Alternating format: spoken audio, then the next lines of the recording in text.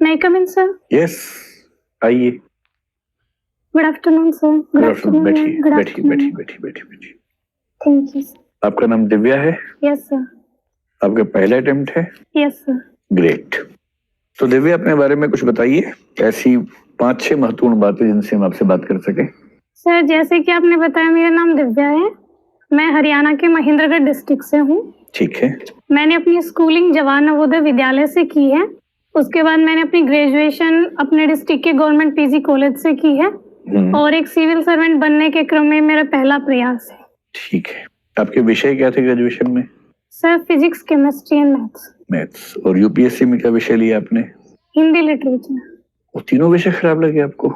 नहीं सर, खराब लगने वाली बात नहीं है। एक्चुअली सर, हिंदी में मेरा इंटरेस्ट भी रहा है क्योंकि ग्रेजुएशन में भी एक ईयर में हमारे पास हिंदी होता था, एक एग्जाम होता था। इंटरेस्ट रहा है तो फिर आपने हिंदी में क्यों नहीं ग्रेजुएशन किया?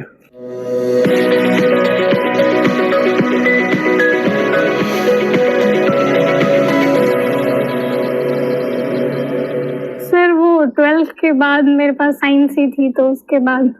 लेकिन सर, सिविल सर्वेंट्स बनने के लिए मैंने हिंदी इसलिए भी चुना है क्योंकि मैंने कुछ सीनियर से बात की और सर, मुझे सिलेबस देख के ये लगा कि शायद मैं अच्छे से कवर कर लूंगी और स्कोरिंग भी है, तो इस वजह से। अच्छा, तो ये प्रैग्मेटिक फैसला है, कॉस्ट बेनिफिट के बेस पे लिया हुआ। ठीक है। और आपको कोई रुचि भी है? आपने बताया नहीं। हॉबीज में जी sir, Ghoomar dance, singing and sir talking with my mother. अच्छा, अपनी मदर से बात करना आपकी रुचि है। गुड। आजकल ऐसे बच्चे कहाँ होते हैं जो पेरेंट्स से बात करें, ये तो बड़ी अच्छी बात है। तो मम्मी से बात करके आपको ये नहीं लगता कि उनकी जनरेशन की बातें आपकी जनरेशन से काफी अलग हैं? नहीं सर, मैं मम्मी से जब बात करती हूँ तो मेरा फोकस तो मुख्यतः उनकी हेल्थ को लेके होता है कि वो अपनी हेल्थ का ख्याल रखें, और मम्मी सिंगल पेरेंट है तो इस वजह से उनका स्ट्रेस दूर करना, और मुझे लगता है सर घर की बातें हम कर लेते हैं, ऐसा डिफरेंस। फिर ये रुचि है या जिम्मेदारी है? सर, दोनों चीजें। रुचि भी है और मैं अपनी जिम्मेदारी भी समझती हूँ कि उनका स्ट्रेस दूर करूँ। और आपका होम स्टेट हरियाणा है और आपने फर्स्ट प्रेफरेंस उसी को दी होगी? Yes sir. है ना? ठीक है। तो दिव्या, ये बताएं आपके नाम का मतलब क्या है और ये नाम आप पर कैसे सूट करता है? सर, मेरे नाम का मतलब है डिवाइन लस्टर और ब्रिलियंस। और सर, मुझे ऐसा लगता है कि मैंने अपनी स्कूलिंग में और उसके बाद अपने कॉलेज में और अपने जो भी प्रयास है अपने लक्ष्यों को प्राप्त करने में ब्रिलियंस को हासिल करने की कोशिश की है। आप जो हिंदी साहित्य पढ़ती हैं उसके पाठ्यक्रम में भी एक उपन्यास है, उसका नाम भी दिव्या ही है। यस। और उस उपन्यास में वो जो दिव्या है और जो उसका मित्र मारिश है, वो बार बार कहते हैं कि स्त्री का धर्म निर्वाण नहीं सृष्टि है। क्या मतलब है इस बात का और क्या आप इस बात से सहमत हैं आज के जमाने में? सर, मारिस का इससे मतलब है कि नारी को प्रकृति ने जो सर कर्तव्य दिया है सृष्टि को आगे बढ़ाने में, उसको वहीं अपना के चलना चाहिए। और सर, जो निर्वाण का मार्ग है वो नारी के लिए श्रेष्ठ नहीं है। ठीक है। और सर, मुझे भी पर्सनली ऐसा ही लगता है कि सर, लेकिन जेंडर इक्वलिटी के साथ सर। जैसे हमारे देश में 2 महिला राजनेता इस समय ऐसी मैं सोच पा रहा हूँ जो बहुत योग्य हैं, उन्होंने बहुत महान काम किया पर विवाह नहीं किया, परिवार को आगे नहीं बढ़ाया। ममता जी हैं, मायावती जी हैं। क्या हम उनके योगदान को शून्य मान लें क्योंकि उन्होंने सृष्टि के रास्ते को आगे नहीं बढ़ाया? नहीं सर, ऐसा तो नहीं है सर। हर महिला की अपनी ये पर्सनल चॉइस है, और सर राजनीति के क्षेत्र में उन्होंने इतना अच्छा किया है तो हम सिर्फ सृष्टि को आगे ले जाने के बेस पे कहीं किसी महिला का मूल्यांकन नहीं कर सकते। ठीक है। अब आप ये बताएं कि हरियाणा में आजकल बहुत सारे जो विवाद चल रहे हैं उनमें से एक विवाद तो चंडीगढ़ को लेकर है।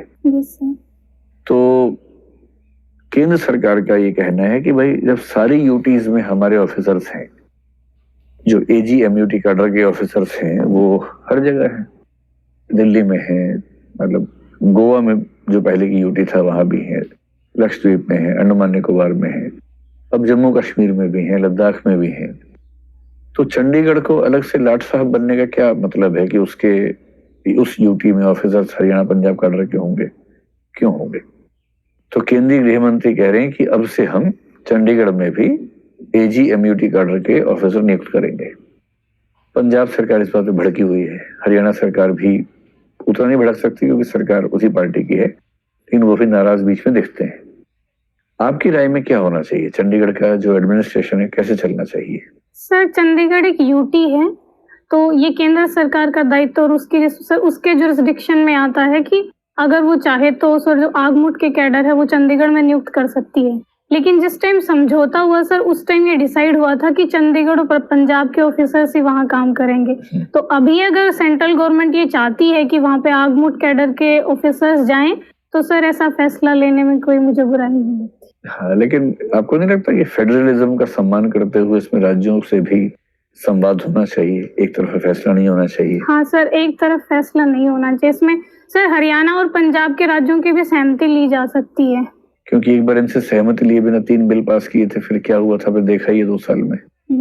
तो संवाद की प्रक्रिया रहे तो बेहतर ही होगा, है ना? ठीक है सर। अब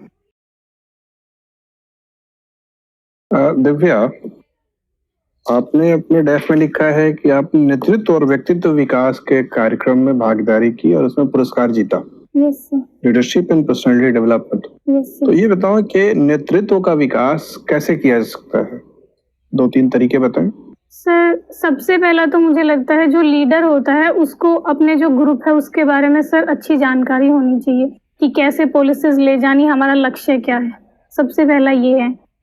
दूसरा मुझे ऐसा लगता है सर एक लीडर के पास पर्सुएशन पावर होनी चाहिए कि वो अपनी पॉलिसीज के बारे में जो आम लोग हैं उनको अच्छे से समझा सके। और तीसरा मुझे लगता है सर नॉलेज और अवेयरनेस होनी चाहिए कि हमें जानकारी है कि कहाँ चीजें कैसे घटित हो रही हैं और सर मुद्दों के बारे में पता है। आपको लगता है कि नेतृत्व में त्याग की भावना भी होनी चाहिए? क्या वो एक आवश्यक गुण है?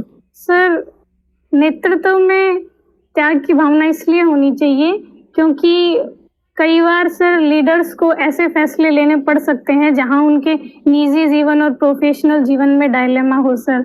तो इसलिए त्याग जरूरी है ताकि हम सर सर्वजन के हित में सोच सकें।